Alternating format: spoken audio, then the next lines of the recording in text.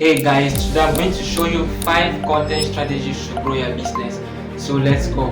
That's super boring. Nobody cares when you post a hook like that. But if you do a video with a hook like this, I generated over 10,000 views for a business using these 5 content strategies. And the fifth one is the reason people kept watching. You see the difference? The first hook tells people what you are about to say, but the second hook tells people why they should care. So when creating content, always lead with the results, not the topic.